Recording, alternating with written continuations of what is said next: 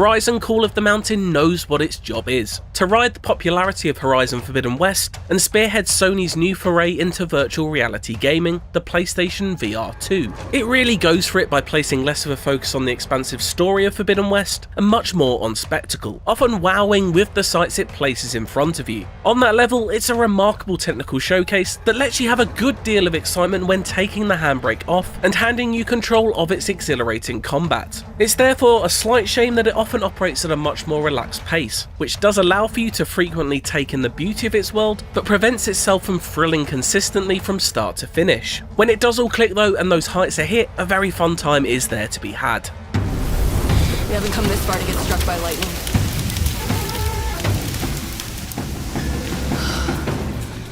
Alright, I think we're clear.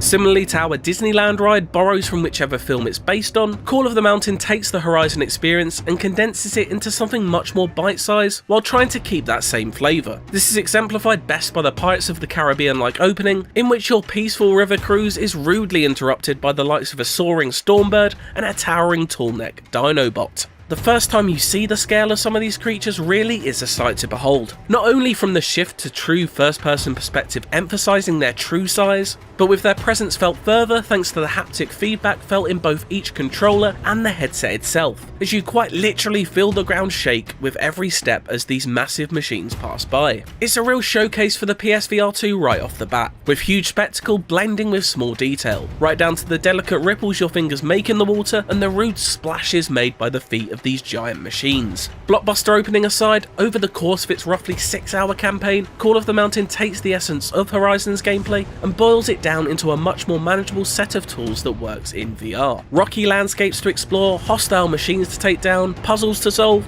it's all here. What's notable, however, is that this is very much a linear experience that stands in sharp contrast to Zero Dawn or Forbidden West's vast open worlds. An inquisitive mind is occasionally rewarded with fun side activities, such as stacking rock cairns or collectible archery targets to hit, but mostly you'll be guided down a funnel path. This narrow approach naturally works well in VR, even if some of the inherent exploration that Horizon normally offers is lost. Guess this is why they needed a climber. Now is the time to say that if you suffer from any level of vertigo, this may not be the game for you. I'm not too terrible with real heights, but here I did start to feel a little queasy when looking down at some of the ludicrous distances I could fall from.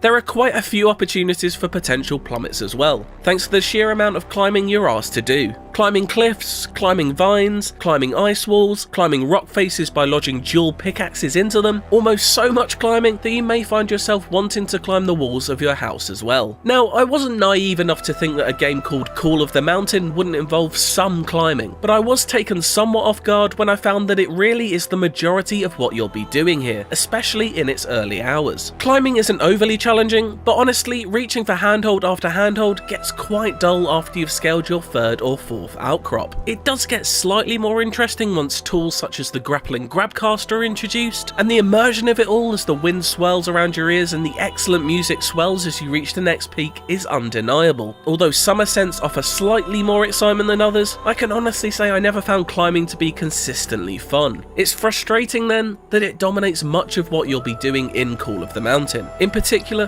when compared to its much less frequent but infinitely more exciting combat sections. Largely taking place in mini arenas, these gladiatorial battles against all manner of unfriendly machines are often the highlight of each mission. Armed with the signature Horizon weapon of a bow and arrow, you'll quickly find yourself aiming for enemy weak points using the PSVR 2's impressive eyeball tracking tech, and then quick dodging out of the way of flying melee attacks before ducking and weaving your head out of the way of projectiles. It's a set of combat options that gradually builds over time as well, as new ammo types are introduced and your arsenal expanded. As stronger foes present themselves, naturally more firepower is needed, and with it, the levels of excitement to find increase. a thrilling fight against a colossal Thunderjaw being a particular highlight. Preparing yourself for encounters becomes increasingly more important as you build all sorts of elemental arrows in a pleasing crafting system that lets you manually attach arrowheads, explosives and flights, thus further creating a tangible connection to the world. More gratifying than crafting arrows though is of course firing them, and in this regard Call of the Mountain has really nailed it. There's a real pleasing ping to the way each arrow flies off of the bowstring,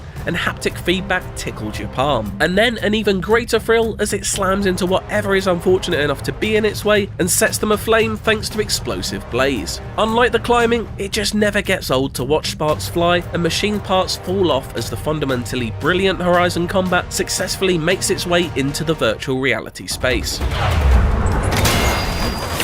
Puzzles also pop up here and there, and again serve as a welcome break from climbing. Did I mention there's a lot of climbing? The problems are sometimes fun, but never overly difficult, and once the novelty of actually physically picking up gears and slotting them into position myself wore out, they became yet another minor obstacle on the way to the next combat encounter or story moment. That story is serviceable, but one that is definitely engineered in order to facilitate big moments and fun cameos, rather than tell a layered tale itself the way the previous two Horizons have. Here you play as Reyes rather than Aloy. He's a Shadow Carja rebel who must complete a series of tasks in order to atone for his crimes. His internal monologues are mercifully limited in a smart maneuver that allows you to experience this world firsthand yourself and not be distracted by voices in your head. Naturally, things escalate as the plot thickens, and the second half of the campaign becomes much more engaging than the first, thanks to the action increasing in both quality and quantity. A personal highlight is the aforementioned Thunderjaw cat and mouse section, which conjures up memories of Jurassic Park at its rousing best. There are a few little nods scattered throughout for big Horizon fans to find a value here. Familiar faces like Aloy drop in to say hello for example, but don't necessarily come in expecting a dense new chapter in this universe's lore. Outside the main story, you're free to explore your small home base, take a closer look at artifacts collected on your expeditions, and chat with friends made along the way. It's also home to the pleasant safari mode, a largely tranquil alternative version of the opening boat cruise, which shows off a selection of the Horizon beastry in its natural habitat. It's short, sweet, and a reflection of the Disneyland-like nature of Call of the Mountain as a whole. An impressive technical showcase for PSVR 2, which uses the inherent wonders of the Horizon world to sprinkle thrills into its sometimes lazy river ride.